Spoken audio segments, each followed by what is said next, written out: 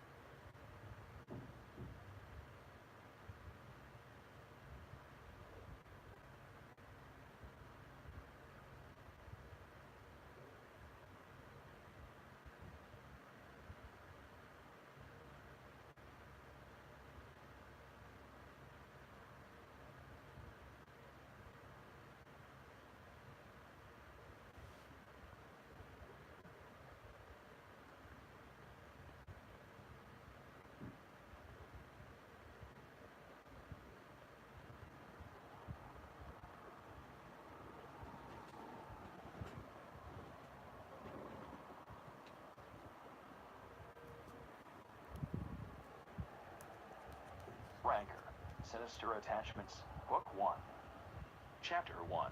Margaret Maggie McGee drove her compact car into the parking lot of Sandpiper Bluff Apartments. She turned off the ignition and looked at the renovated apartment building.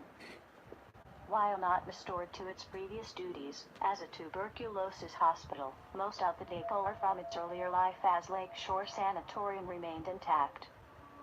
Situated atop a rare steep clay bluff on the shore of Lake Michigan, the 1899 three-story brick building looked nothing like a hospital. Rather, it resembled a hotel for the elite. Open double-deck porches that once allowed sufferers of tuberculosis to breathe in the cool fresh air blowing off the Great Lake still wrapped around the building. Shutterless tall windows added balance to the dormers protruding from the sloping roof covering the third floor. Two large old brick chimneys jutted out through the roof, showing testament to the coal-fired octopus furnace and wood stoves they used to service. Maggie knew of the old sanatorium, but never saw it until she responded to a vacancy ad in the South Haven Record. Energy-efficient, two-bedroom, furnished apartment with updated appliances. Enjoy privacy and peace in this historic and renovated building. Under new management, and renamed to Sandpiper Bluff Apartments. Walk the sandy shoulders of Lake Michigan, and relax with a view of beautiful sunsets seen from the apartment, perched high on a bluff. Affordable rent and flexible lease. When she attended Bloomingdale School, she had known about the sanatorium being haunted. It had become a favorite tale every Halloween, when students would set plans to visit the spooky abandoned building, hoping to catch sight of the paranormal. They would begin the scary campfire story by telling how it used to be a hospital for the wealthy suffering from tuberculosis. Then in the 1950s, after the streptomycin antibiotic was discovered and tuberculosis was no longer a threat, the building's management brought in psychiatric patients to replace the lungers. After rumors of staff abuse toward the mentally ill residents had been found to be true, the sanatorium closed down in 1969. It sat vacant for decades, until a real estate developer came in, restored the dilapidated grand building, and converted the already hotel-like rooms into apartments. But as the story goes, renters never stayed long. Many even broke their leases, claiming ghosts were driving them from the building. So once again, it sat with rooms nobody wanted to rent. But Maggie thought it was perfect. Aside from the fact that she had never seen a ghost, or anything paranormal. For that matter, she needed a place to live and the price was right. The low rent did cause her to wonder why an apartment on the shoreline was so cheap. The owner could charge an arm and a leg, or turn it into a secluded resort for celebrities. But no one had done that. Maggie had found her husband, Corey Mickey, dead in the dining room of their Breedsville home a month earlier. A handgun lay on the floor beside the chair he had been sitting in when he decided to take his life. Maggie had no clue he was in such a state of mind. They planned an addition to their home the week before. Maggie popped the trunk and got out of the car. She walked to the back, took out her wheeled suitcase and backpack, and then walked toward the sidewalk. Her suitcase rumbled as it rolled over the concrete pavers leading to the porch steps. She stopped a moment and admired the old-fashioned roses climbing the columns of the whitewashed porch. Their aroma was better than any store-bought perfume. The summer sun was high in the azure sky as she looked up toward the roofless second-floor porch, sitting on the first. She had seen old pictures of the sanatorium. It was almost like stepping into the past. The property developer certainly knew what he was doing when he restored the old place. Her second-story room faced the lake. She had only been in the room once to inspect it and sign the lease. Before she even arrived that day, she knew she was taking it and moving in as soon as they would let her. Even if she saw a mouse run across the countertop, she was moving in. The magnificent view and tranquility would be worth setting a couple mousetraps. The breeze blowing off the lake was brisk. She could hear the waves crashing below the bluff and smell the fresh moist air. She took a deep breath, filling her lungs with the fragrance of roses and the scent of nearby pine and spruce trees. Maggie smiled and continued walking toward the porch. She tugged the suitcase up the steps and stood in front of the large wooden double door. Before walking inside, she looked along the length of the porch. Wooden porch swings swayed gently on either side of her. Potted ferns hung from the ceiling, spaced at intervals above the porch rails. The place was more like a bed and breakfast than an apartment building. She was going to like it here. She pushed open the door and walked into the vestibule. A dozen or so mailboxes were flush against the wall ahead. A chair sat to the left, and a buzzer panel was on the right wall next to the inside glass panel door. Each button on the panel had an apartment number beside it. She needed a supervisor, Mr. Carl Zimmerman. She found it and pressed the black button until it buzzed through the panel's speaker. There was no answer.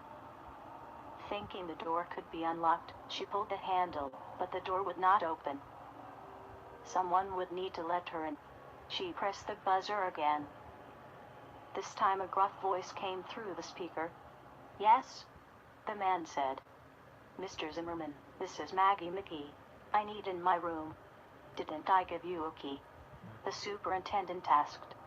"No, I guess you forgot," she said. "Meet me at my office and I'll get you one." "I'll be right down," he said, buzzing her in. A waft of fresh paint, mixed with old building smells, drifted into her nostrils as she opened the door. Her nose wrinkled. She did not remember the damp wood odor the last time she was there. Mr. Zimmerman's office was directly ahead, past a welcome desk. Years ago, it had to have been the reception desk for incoming patients and visitors, she thought. While she waited for the apartment supervisor to come down the elevator, she looked around the lobby. Newer windows were placed inside the restored dark-stained wooden windowsills. Gilded plaster molding joined the walls to the ceiling, and the oak wooden stair rails leading to the upper floors were polished to a shiny perfection. The door to the old elevator clanked open. Mr. Zimmerman walked out as though he had been awakened from a nap. The few strands of gray hair that were still on his head lay this way and that. His round belly smoothed the fabric of his white tank top. Likely from beer, Maggie thought. "Hi, Mr. Zimmerman," Maggie said. She knew she appeared too cheerful, but she could not help herself. Aside from the fact there was no way she could live in the house Corey had committed suicide in, she was excited to move into her new home. She had spent the last month living with her best friend Jessica Pinter in a rundown mobile home. Sure, they were close, but Maggie felt that if she stayed there too long they would be at each other's throats. They were not arguing yet, but Maggie could tell it was only a matter of time. "How are you doing?" Mr. Zimmerman asked, as he walked past her, toward his office. An unlit Churchill cigar bounced in the corner of his mouth as he spoke. "Sorry, I forgot to give you the keys." "Not a problem," she said, walking behind him. Mr. Zimmerman unlocked the office door, walked in behind the desk, and lifted 2 keys from the wall hooks. "This one is for the entrance," he said, handing her a key that looked like a standard house key. "This one is for your apartment, 22C. The second key, however, looked like an old-fashioned skeleton key." He looked at her suitcase. "Is there anything else you need help with?" "No, I got it from here," she said, holding the keys, moist from his sweaty hands. Mr. Zimmerman followed her to the elevator. He stepped inside behind her and pushed the second floor button. "My apartment is on the 3rd floor, if you happen to need anything." He paused and then said, "This building has been here over a century, so it does a lot of groaning and creaking in its old age." Groaning and creaking. "Sounds from the bones of the old hospital, not ghosts or goblins," she assured herself. "Thanks, Mr. Zimmerman. If I need anything, I'll call you." The ancient elevator door rattled open. The renovators certainly did not bother with replacing the elevator, only restoring it to working condition. Maggie stepped out, her suitcase clumped over the partition between the elevator and the floor. "Good luck," Mr. Zimmerman said, as the elevator door closed. "Good luck? What is that supposed to mean?" She turned back to look at the superintendent, but the door had already closed. To her left was the open stairway leading back down to the foyer, and up to the 3rd floor. A wooden railing encircled the open staircase was partially attached to the northeast corner of the building. She could hear the elevator door open above and the heavy steps of Mr. Zimmerman walking down the hall to his room. Noise traveled easily through the building's interior. Maggie stood in the hall a moment, looking at the layout of the 2nd floor. Past the stairway and the elevator were 2 doors leading out to the 2nd-level porch, one to the east and one to the west, leaving only enough room for 3 good-sized apartments. Apartment 20A occupied the southwest corner of the building. Apartment 21B took up the southeast portion, and Maggie's apartment, 22C, sat in the northwest corner. She had not met any of her neighbors, but there would be time to get acquainted later. Plenty of light spilled into the space through the delicate lace panels of the French doors leading outside. She had a hard time envisioning patients in wheelchairs and hospital beds being pushed through the doors and out onto the porch to breathe in the fresh air, the supposed cure for tuberculosis. Maggie turned right and walked past the utility room that sat between her apartment and the elevator. Good thing that room was there, or else she would hear the rumble of the elevator ascending and descending, she thought. She walked up to her door, let go of the suitcase, and placed the antique key into the lock. It was awkward turning the lever lock, but after a couple tries, she was able to turn and unlock it. She opened the door, took the handle of the suitcase, and rolled it inside, closing the door behind her. After sitting her luggage next to a full-length mirror and coat rack, she walked straight ahead through the living room and looked out one of the windows. The view was awe-inspiring. With the building sitting so close to the bluff, and with the veranda blocking the view of the ground, it was as if she were on a ship looking out across a vast ocean. She opened the window before going into the small galley-style kitchen. A tiny dinette table was pushed against the wall, next to a window. She looked at the rust-stained sink, and along the empty countertop, she was happy not to see any mice running next to the backsplash. She opened the refrigerator. It was empty. I knew a welcome basket of food would be expecting too much, she whispered, then closed the refrigerator door. She walked out of the kitchen, toward the two small bedrooms. Each room had a north-facing window and view of the shoreline, as it stretched toward Saugatuck. Then her cell phone rang. It was Norabella, her literary agent. "Hi, Maggie. Are you all settled into your new writing studio?"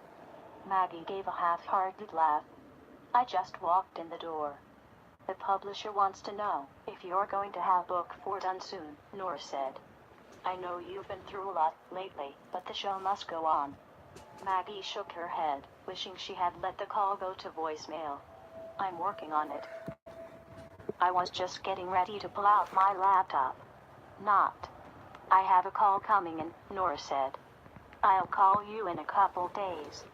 The call reminded Maggie that she had told Mr. Zimmerman that she was an author, and how Nora was always bugging her about the progress of each book in her series, Raven Ridge Mysteries, like a dog pestering its master to go outside and play. She had told him how Nora's favorite saying was, "Maggie, you know the deadline is soon. Chop, chop," and that she needed seclusion so that she could write and keep Nora happy. That had to be what he meant when he said, "Good luck."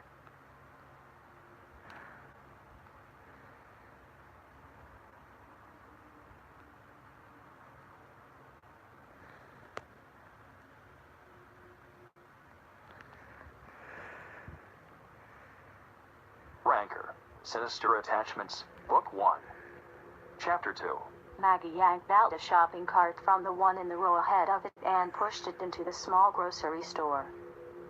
The only cashier in the store was busy checking someone out as she pushed the wobbly wheeled cart past her toward the produce department. She placed potatoes, bananas, lettuce, and tomatoes into the metal frame basket. Bread and condiments were next. Deli meat and salads were too tempting to pass up, as were coffee and beer. She took her time walking down each aisle before deciding this would be the store she would frequent, especially since it was so close to her apartment.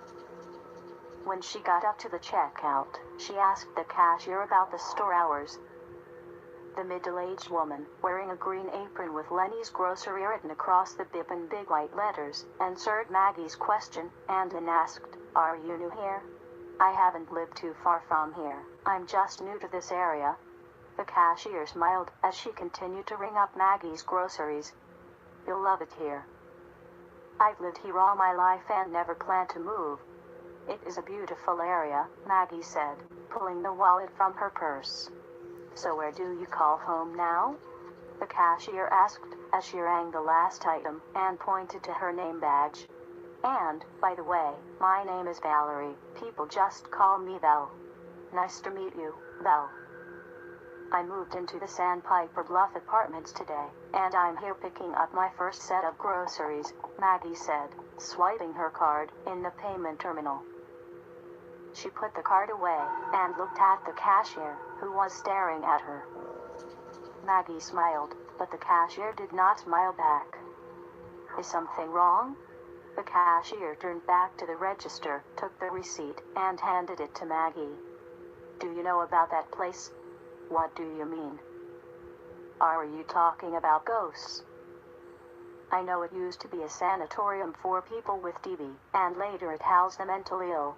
Maggie looked to her side as an elderly woman sat a cantaloupe and a can of prune juice on the conveyor belt.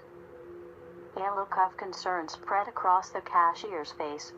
"That old sanatorium sets way back in there. It is so deep in the woods that you can't even see it from the road." "But obviously you are already aware of that." "The wind blows in there hard, and when winter comes you get stranded, and the electricity can be out for days." Maggie put the grocery bags into her cart.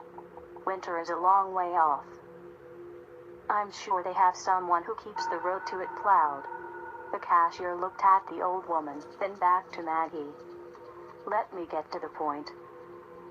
You may think I'm crazy, but I don't think people have been there much lately, and when they are, they come up missing. To tell you the truth, I didn't realize it had reopened for business. Maggie stared at the cashier. This time, she felt a sense of dread wash over her. Mr. Carl Zimmerman lives there. That old codger, the old woman behind her said with a loud whiny voice. He's nothing but a stinkin' drunk. I'm surprised he's still alive. He used to charter fishing boats out of Lighthouse Marina. The wrinkled woman stopped talking long enough to cough and then continued. My daddy once said Carl killed a man out there on the water, right there in front of Lakeshore Sanatorium. All liquored up on scotch, he was. Maggie could not believe what she was hearing. Or seeing. An old lady's daddy was talking about Mr. Zimmerman. Had to be Mr. Zimmerman's father. The old woman did not know what she was talking about. She had to be senile.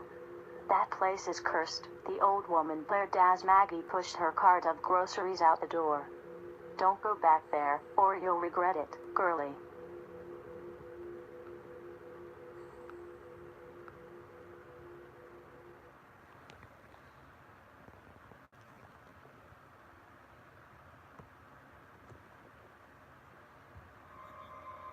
Ranker, Sinister Attachments, Book 1. Chapter 3. Maggie finished putting away the food, opened a can of pop, and then placed the laptop from her backpack on the dinette table. She plugged it in and opened the top. This would be a good place to work, she thought, as she looked out the kitchen window next to the table.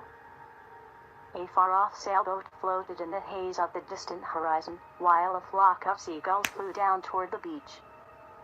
A little distracting, but she could handle it. She took a sip from the cold can, while replaying in her mind what the women at Lenny's grocery had said to her. They thought no one was living here, she whispered, as she watched the laptop wake up. No one here? Of course there was.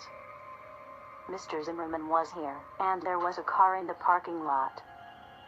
Then she heard an apartment door open. She quickly got up and tiptoed to the door's peephole. She saw a woman with a headband and wearing a paisley print dress leave apartment 21B with a child at her side. There, proof she was not the only one in the building. Having been unnerved by the women in the grocery store, she decided to prove them wrong and introduce herself to her new neighbor. She opened the door and walked into the hallway. She smiled and said, "Hi." The woman took the young girl's hand and stopped at the top of the stairway. She looked at Maggie, seeming a bit surprised due to the fact she did not say anything for a moment, while she studied Maggie's face. "Hi, did you just move in?" Maggie left her door open and walked toward the woman and child. "My name's Maggie, I just moved in today. This sure seems like a nice place. My name's Debbie and this is my daughter Susie." "It's nice to meet you," she said, extending her hand in greeting.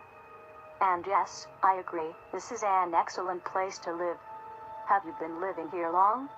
Maggie asked, releasing her hand from Debbie's overly firm handshake. "We've been here a long time." "So has Bruce," Debbie said, pointing toward apartment 20A. "He's a cool head." Cool head. Maggie was not sure what that meant. Must be a throwback saying from the 1960s. She smiled and nodded. Then she said, "I know Mr. Zimmerman is on the 3rd floor. Is there anyone else in the building?" Maggie needed to know the place was full of life and not dead empty. "Downstairs is Ethel. She calls herself the seer. I think she uses that crystal ball as a ruse. I wouldn't trust her. She keeps to herself, she's out of her tree," Debbie said, rolling her eyes.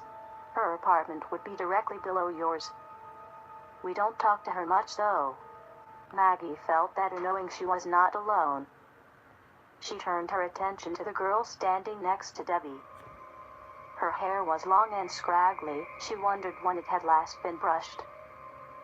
Maggie held out her hand. "It's nice to meet you too, Susie." How old are you? The girl looked up at Maggie through strands of dark hair, partially covering her face. She did not say anything.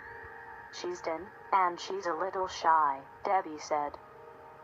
She cocked her head and asked, so what do you do for a living? I'm an author, Maggie said. Even though she had been writing full-time for a couple years, it still felt strange to say it.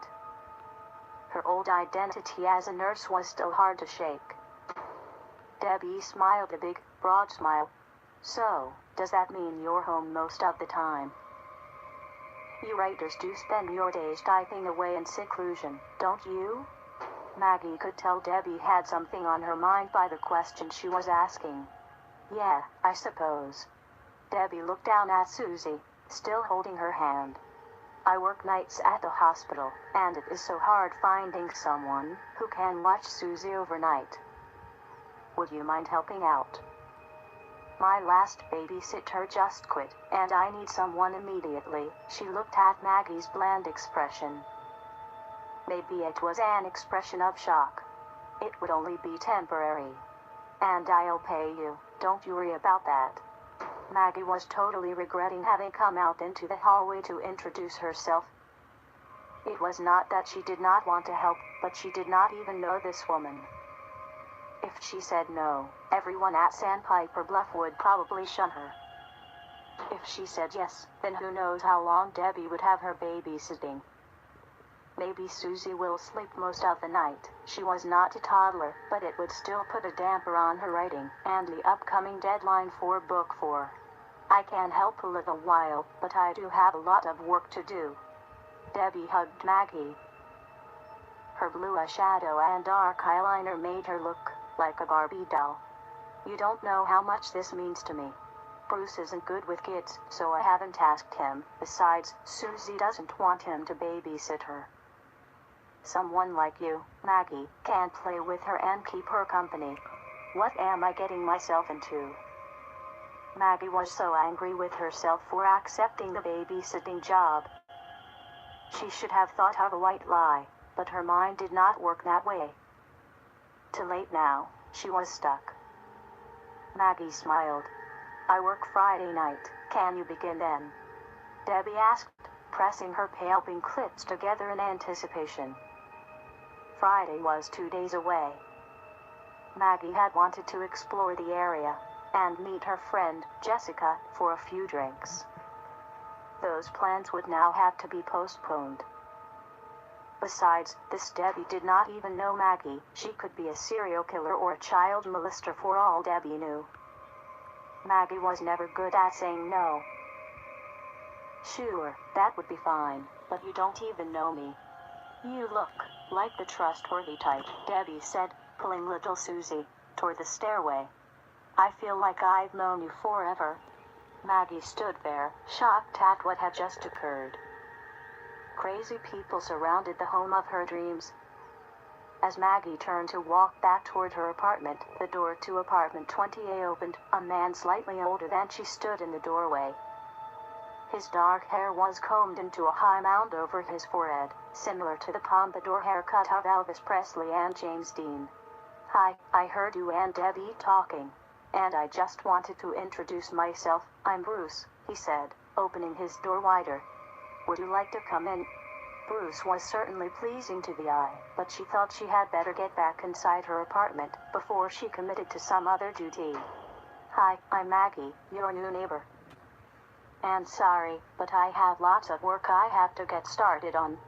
Deadlines and things. He smiled. Well, if you need anything at all, I'm just next door. Thank you, Bruce, Maggie said, watching him close the door. She walked back inside her apartment and locked the door. The people here seemed friendly, but a little odd. A fortune teller in the building? Why would I have expected anything less? She thought.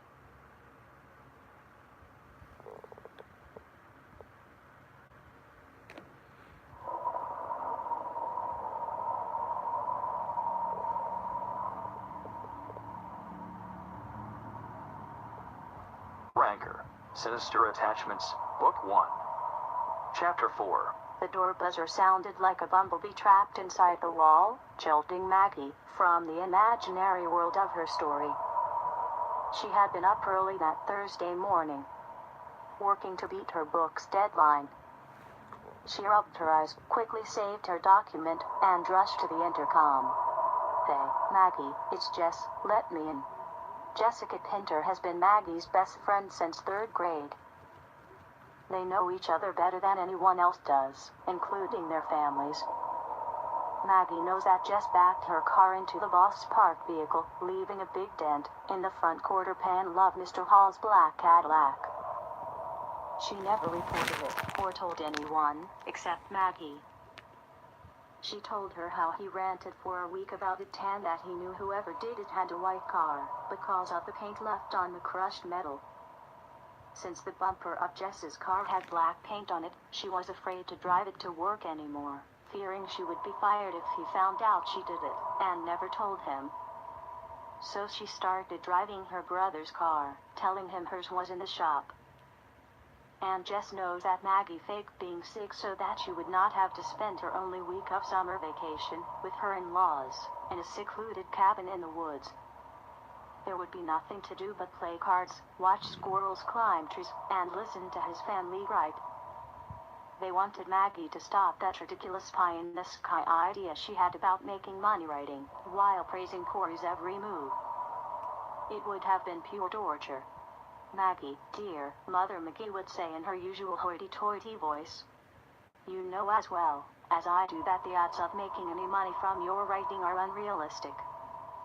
"Who do you think you are? Agatha Christie? Talk about a kick in the gut." "Yes, pure hell." Maggie stood in her open doorway as Jess walked up the steps, twisting her head to look at the architecture of the old hospital. "I'm over here," Maggie said, happy to see Jess.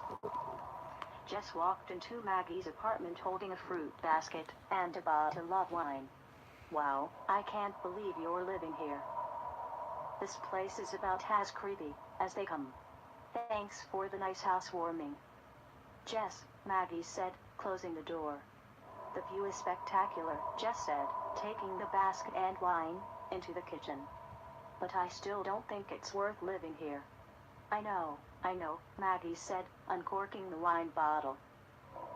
She then took her only 2 drinking glasses from the cupboard. "I haven't had a chance to go down to the beach yet.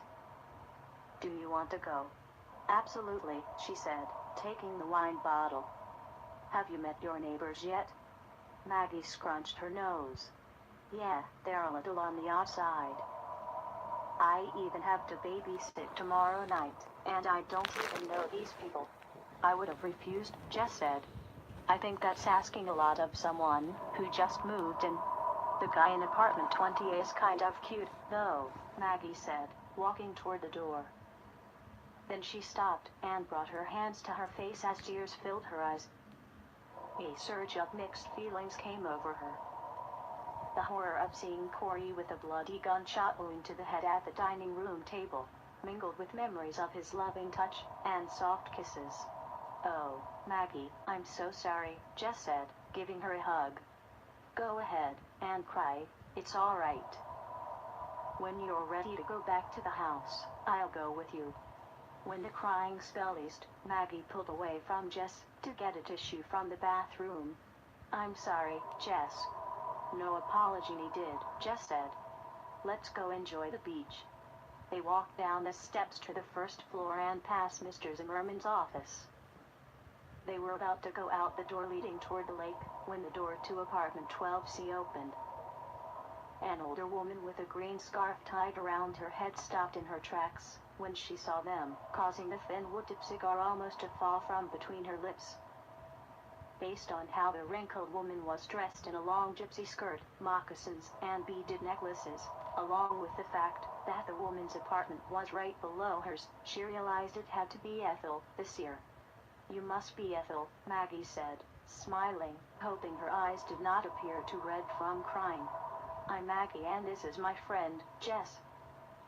I just moved and my apartment is right above you." The woman seemed nervous, or else she had Parkinson's disease.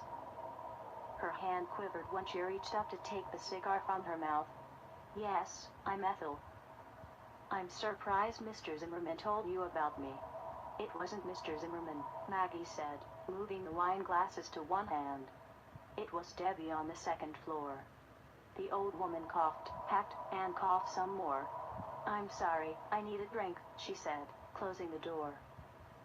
Maggie and Jess looked at each other and then walked out the door onto the wraparound porch. They walked down the steps, into the tall uncut grass, and up to the ridge of the bluff. Maggie, Jess said, stepping away from the weed-covered cliff. That's a long way down there. Maggie did not venture any closer.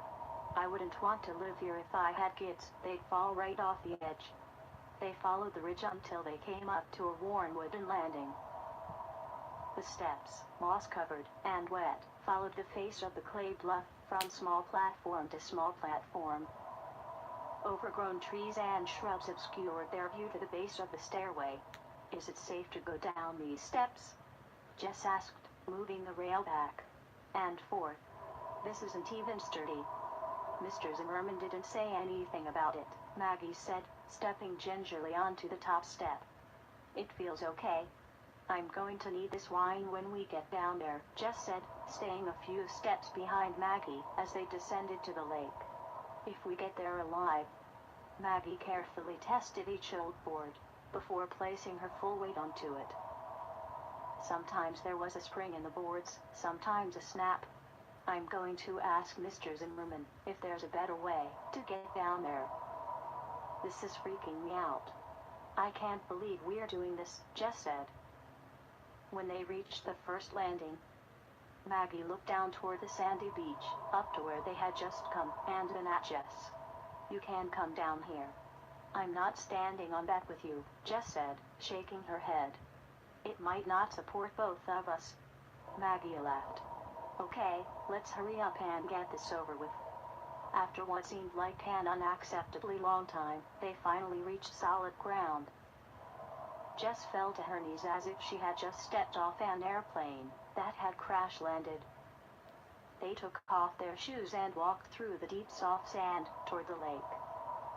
When they reached the water, the sand was wet and firm from the lapping waves. They could walk without taking 2 steps forward and 1 step back. This is nice, Maggie said, looking out over the whitecaps that were racing in to cover her feet, only to be pulled back into the Great Lake's vast body of water. Jess looked back at the stairway. Take your shoes with you. I want to find another way back up there. They walked down the secluded beach. If it were not for the gulls, they would be the only ones on the lake shore. As they walked along, drinking wine, they would occasionally stop to pick up stones. Brown lightning stones with patterned white cracks and smoothed, colorful beach glass caught their attention.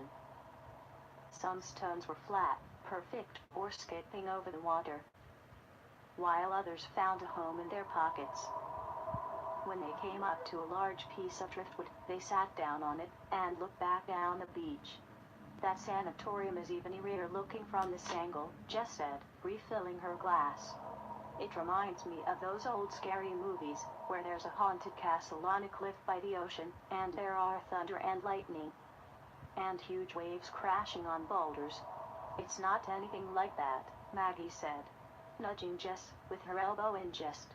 And it's not a sanatorium anymore, it's called Sandpiper Bluff.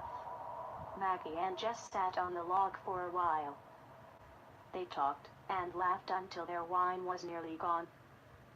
The sun slowly dropped toward the horizon as the few distant clouds began to turn a peachy rose color. We'd better get back, Maggie said, standing. She wobbled and then caught her balance. Jess looked further down the beach for a way to get back to the top of the bluff. She sighed. Oh, great. We are going to have to go back up those steps, because it's still quite a ways before the cliff tapers down. They walked back to the dilapidated stairway, taking their time climbing to the top landing. When they reached the very top, they stood there looking at the building. It looks dark except for that Ethel's place, Jess said, holding the empty wine bottle. I don't think I told you that Ethel is a fortune teller. At least that's what Debbie told me, Maggie said. No kidding, Jess said. She looked at Maggie and then back toward Maggie's apartment windows. I think. You think what? Maggie asked, looking at Jess's wide-open eyes. I must be seeing things, Jess said. She cleared her throat. But I thought I saw someone walk past your window. I mean, it looked like someone was in your apartment. Did you lock the door? Maggie thought a moment. She reached into her pocket. Her fingers moved past the sandy stones she had collected and pulled out the brass skeleton key. The entrance key dangling from it, held in place by a twist tie she had taken from a loaf of bread. I closed the door, but I didn't test it to see if it locked automatically. You've got to be kidding. Maggie, Jess said. The superintendent gave you a skeleton key. Let me see it. Maggie handed Jess the lever lock key. Do you know what a skeleton key is? Jess asked, as she examined it. Maggie shrugged. No, just some old antique key. Skeleton keys are master keys, Jess said, handing it back to Maggie. You have a key that can open any lock in the place. This key is probably from when the building was first built, or when it was converted to a psychiatric hospital. The charge nurse probably had a skeleton key to lock patients in their rooms, and to let patients out of their rooms. Does that mean like he can open Debbie and Bruce's doors? Maggie asked, shoving it back into her pocket. Probably, Jess said, looking back towards Maggie's room. Why would Mr. Zimmerman give me a master key? Jess raised her eyebrows. I hope he didn't give one to Debbie and Bruce. If he did, maybe one of them is in your room. Or, Maggie said, walking back toward the porch. Maybe you're drunk and seeing things. Jess did not answer as they trudged through lawn that was as much weeds as it was grass. When they stepped onto the porch, she tried the door. It was locked. Can you unlock this? Maggie used the entrance key to open the door. The remaining warm rays of sunlight flooded the interior of Sandpiper Bluff, filling the previously unseen plaster cracks, causing them to look like rust-colored veins. They walked inside and up the stairway to Maggie's apartment. Standing in front of the door, they listened. There were no sounds of anyone moving around on the other side of the door. Maggie turned the doorknob. The unlocked door opened. Must be I had to manually lock the door, Maggie said, pushing it all the way open. Jess followed Maggie into the apartment, closing the door behind her. The room felt damp and chilly. With the quiet slowness, they looked through the rooms for an intruder or anything missing. Everything was fine.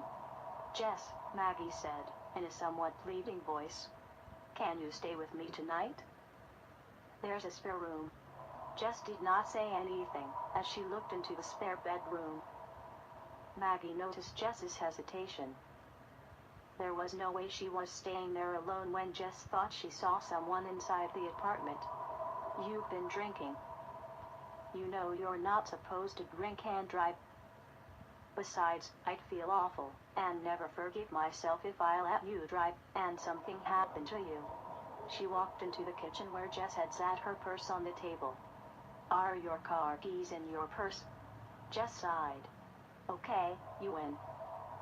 I'll spend the night.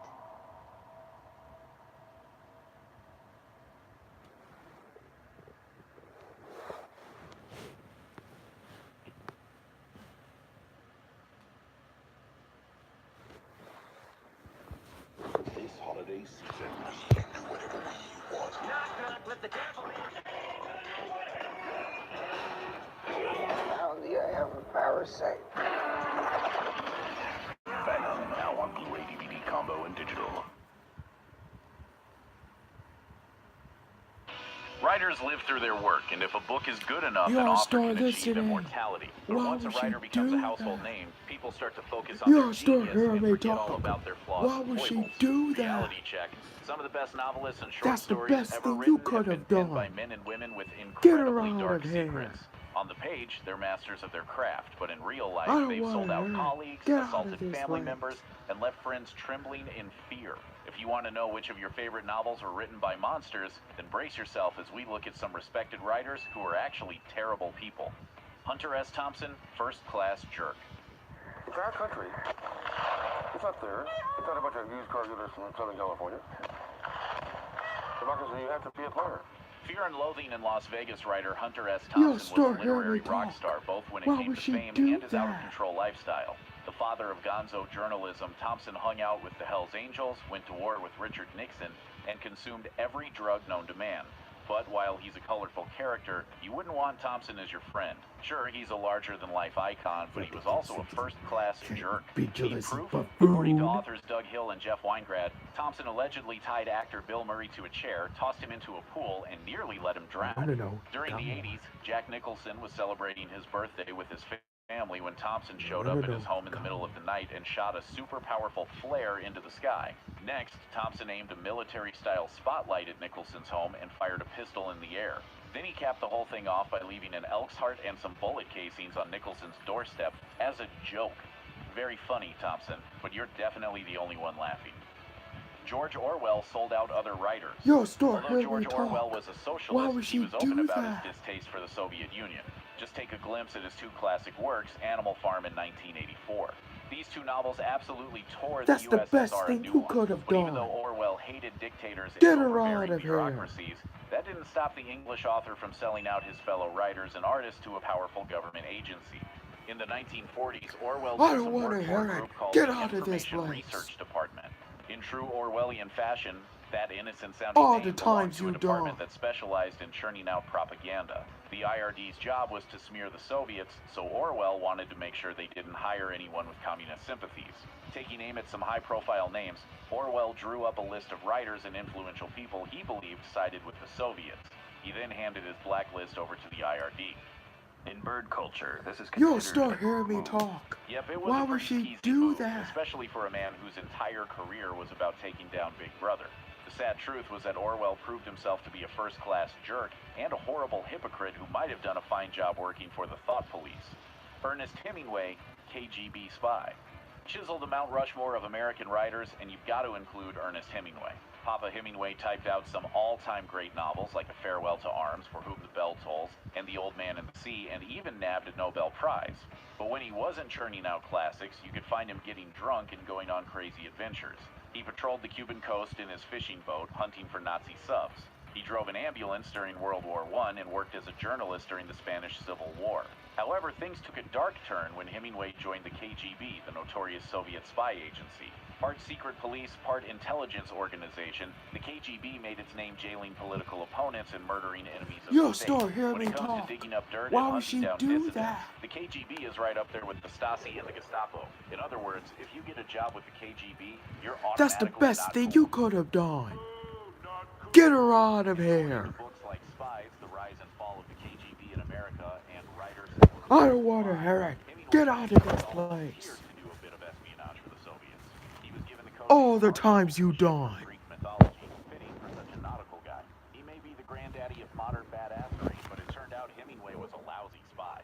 According to official KGB files, Argo never delivered any political information, and the Russians soon gave up on their undercover author. J.D. Salinger, total creep. When it comes to writing, J.D. Salinger was no slouch. Reclusive Author was the man behind The Catcher in the Rye, one of the most beloved and debated novels of all time. But while Salinger's work has attracted legions of fans, many don't know or overlook his controversial Hippophony. The Reclusive Author was the KGB files. Argo never delivered any political information, and the Russians soon gave up on their undercover author. J.D. Salinger, total creep.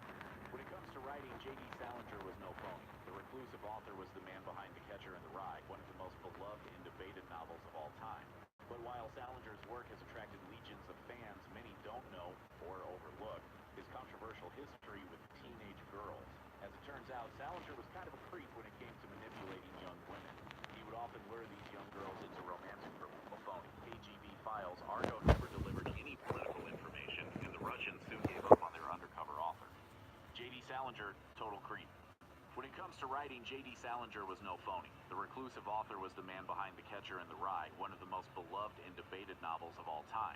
But while Salinger's work has attracted legions of fans, many don't know or overlook his controversial history with teenage girls. As it turns out, Salinger was kind of a creep when it came to manipulating young women. He would often lure these young girls into romantic relationships by writing them letters, using both his pen and his power to seduce and trap teenagers. When he was 53, he spotted a teenage Joyce Maynard on the cover of the New York Times and soon drew her into a relationship. She would later write about her interactions with the author, describing him as more than a tad when it came to manipulating young women. He overlooked his controversial phony. The reclusive KGB files, Argo never delivered any political information, and the Russians soon gave up on their undercover author. J.D. Salinger, total creep. When it comes to writing, J.D. Salinger was no phony. The reclusive author was the man behind The Catcher in the Rye. You'll still hear me talk. Why would she do that? While Salinger's work for Soldier Spy, That's the best thing you could have done. to do a bit of espionage. Get her out of here. Given the codename Argo, a ship from Greek mythology, fitting for such a nautical guy. I don't want to hear it. Get out of this place. But it turned out Hemingway was a lousy spy. According to official All the times you Argo died. never delivered any political information, and the Russians soon gave up on their undercover author. J.D. Salinger, total creep. When it comes to writing, J.D. Salinger was no phony. The reclusive author was the man behind The Catcher in the Rye, one of the most beloved and debated novels of all time. But while Salinger's work has attracted legions of fans, many don't know or overlook phony. The reclusive author was the man behind The Catcher in the cover author. J.D. Salinger, total creep. When it comes to writing, J.D. Salinger That's the was no best phony. thing you The could have reclusive author done. was the man behind The Catcher in the Rye. Get her out of here. Debated novels of all time. But while Salinger's work has attracted legions of fans, I don't want to hear it. Get out of this place. controversial history with teenage girls as of all time. All the times you died. J.D. Salinger, total creep. When it comes to writing, J.D. Salinger was no phony. The reclusive author was the man behind The Catcher in the Rye, one of the most beloved and debated novels of all time. But while Salinger's work has attracted legions of fans, many don't know or overlook his controversial history with teenage girls. As it turns out, Salinger was kind of a creep when it came to manipulating young women. He would often lure these young girls into romantic relationships by writing them letters, using both his pen and his power to seduce and trap teenagers. When he was 53, he spotted a teenage Joyce Maynard on the cover of the New York Times and soon drew her into a relationship. She would later write about her interactions with the author, describing him as more than a tad predatory. Ickier still, he began courting Jean Miller when she was just 14. He kept their uncomfortable relationship going until the girl turned 20, and then they finally hooked up. After an awkward one-night stand, Salinger dumped her immediately. What did your mother think of this? Well, exactly. Of course, when it came to people his own age, Salinger was far less seductive. On one occasion, a woman showed up at his house collecting for the Red Cross, and he responded by pulling a gun and threatening to shoot her. Sure, the man was reclusive, but taking shots at the Red Cross is going a little too far with the whole angsty writer angle. Jack London, horrible racist. White Fang is one of the most famous 19th century American novels, and one of the best stories ever written. You'll still hear me talk. Why would she do that? Story about a wolf dog making its way in the world. The man was reclusive, but of course, That's the best thing you could have done. far less seductive. Get her out of here. At his house collecting for the Red Cross, and he responded by pulling a gun and threatening to shoot her. Sure, the man was reclusive, but I don't want to hear it. Get out of this the place. whole angsty writer angle. Jack London, All the times you died. White Fang is one of the most famous 19th century American novels and one of the best stories ever written from a canine's point of view. But there's a lot more going on here than a simple story about a wolf dog making its way in the world. Pick up a copy of White Fang and skip to the part where the heroic beast encounters white people for the very first time after living with a tribe of Native Americans. As compared with the Indians he had known, they were to him another race of superior gods. The novel then goes on to say that White Fang's Native American master was a child god among these white-skinned ones. Yeah, it seems White Fang is a really racist wolf. Probably because author Jack London is one of the biggest bigots in American literature. If you think the superior god stuff is bad, then check out London's essay called The Salt of the Earth, which argued that whites are a race of mastery and achievement. London even wrote that genocide was just a part of natural selection, something that's perfectly acceptable when lesser breeds encounter Anglo-Saxons. And don't even get us started on his anti-Chinese 1910 short story, The Unparalleled Invasion. Here's the abridged version. China starts taking over the world, so the US and Europe uplifting stuff, London. Doesn't remind us of evil aliens at all.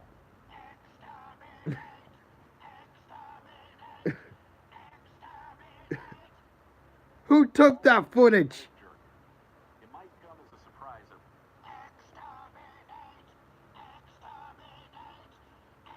Who took this footage? Roald Dahl, anti-Semitic jerk. It might come as a surprise that Roald Dahl, author of James and the Giant. Roald Dahl, anti-Semitic jerk. It might come as a surprise that Roald Dahl, author of James and the Giant Peach, Matilda, and the BFG, was a bit of a monster in real life, not unlike the ghoulish. Roald Dahl, anti-Semitic jerk. It might come as a surprise that Roald Dahl, author of James and the Giant Peach, Matilda, and the BFG, was a bit of a monster in real life, not unlike the ghoulish characters that populated stories. Dahl was reportedly a horrible person who made life miserable for everyone who worked at his publishing company, Alfred A. Knopf. According to one account by editor-in-chief Robert Gottlieb, whenever Dahl dropped by the office, he treated secretaries like servants and threw tantrums when he didn't get his way. When the company finally told Dahl to get a grip or get out, everyone in the office supposedly got on their desks and cheered. Dahl was so bad that his first wife nicknamed him Roald the Rotten. In addition to being generally ill-tempered, he was allegedly racist. In the original versions of Charlie and the Chocolate Factory, the Oompa Loompas weren't eerie-looking orange dwarfs from a mystical island. Instead, they were actually black pygmies. As pointed out by the BBC in James and the Giant Peach, the character of the grasshopper proclaims, "I'd rather be fried alive and eaten by a Mexican." But worst of all, Dahl went on the record in 1983 during an interview with New Statesman saying, "There is a trait in the Jewish character that does provoke animosity. Even a stinker like Hitler didn't just pick on them for no reason." That's right. According to Roald Dahl, the Jewish people deserved what they got during the Holocaust, which is definitely not a story you want your kids to hear. You can quote Oscar Wilde and say, "When I am gone, I hope it will be said, I my was. sins were scarlet, but my books were red." Thanks for watching. Click the grunge icon to It's subscribe gonna- to our YouTube channel. Plus, check out all this cool stuff we want to do with a race of mastery and achievement. London even wrote that genocide was just a part of natural selection, something that's perfectly acceptable when lesser breeds encounter Anglo-Saxons. And don't even get us started on his anti-Chinese 19th weapons. Real uplifting stuff. Roald Dahl, anti-Semitic jerk. It might come as a surprise that Roald Dahl, author of James and the Giant Peach, Matilda, and the BFG, was a bit of a monster in real life, not unlike the ghoulish characters that populated stories. Dahl was reportedly a horrible person who made life miserable for everyone who worked at his publishing company, Alfred A. Knopf. According to one account by editor-in-chief Robert Gottlieb, whenever Dahl dropped by the office, he treated secretaries like servants and threw tantrums when he didn't get his way. When the company finally told Dahl to get a grip or get out, everyone in the office supposedly got on their desks and cheered. Dahl was so bad that his first wife nicknamed him Roald the Rotten. In addition to being generally ill-tempered, so he was allegedly horrified. racist. In the original versions of Charlie and the Chocolate Factory, the Oompa Loompas weren't eerie-looking orange dwarfs from a mystical island. Instead, they were actually black pygmies. As pointed out by the BBC in James and the Giant Peach, in the original versions of Charlie and the Chocolate Factory, the Oompa Loompas weren't eerie-looking orange dwarfs from a mystical island. Instead, they were actually black pygmies. As pointed out by the BBC in the original versions of Charlie and the Chocolate Factory, the Oompa Loompas weren't eerie-looking orange dwarfs from a mystical island. Instead, they were actually black pygmies. As pointed out by the BBC in James and the Giant Peach, the character of the grasshopper proclaims, "I'd rather be fried alive and eaten by a Mexican." But worst of all, Dahl went on the record in 1983 during an interview with New Statesman saying, "There is a trait in the Jewish character that does provoke animosity. Even a stinker like Hitler didn't just pick on them for no reason." That's right. According to Roald Dahl, the Jewish people deserved what they got during the Holocaust, which is definitely not a story you want your kids to hear. He's like servants and threw tantrums when he didn't get his way. When the company finally told Dahl to get a grip or get out, everyone in the office supposedly got on their desks and cheered. Dahl was so bad that his first wife nicknamed him Roald the Rotten. In addition to being generally ill-tempered, he was allegedly racist. In the original versions of Charlie and the Chocolate Factory, the Oompa Loompas weren't eerie-looking orange dwarfs from a mystical island. Instead, they were actually black pygmies. As pointed out by the BBC in James and the Giant Peach, the character of the grasshopper proclaims, "I'd rather be fried alive and eaten by a Mexican." But worst of all, Dahl went on the record in 1983 there is a trait in the Jewish character that does provoke animosity. Even a stinker like Hitler didn't just pick on them for no reason. That's right,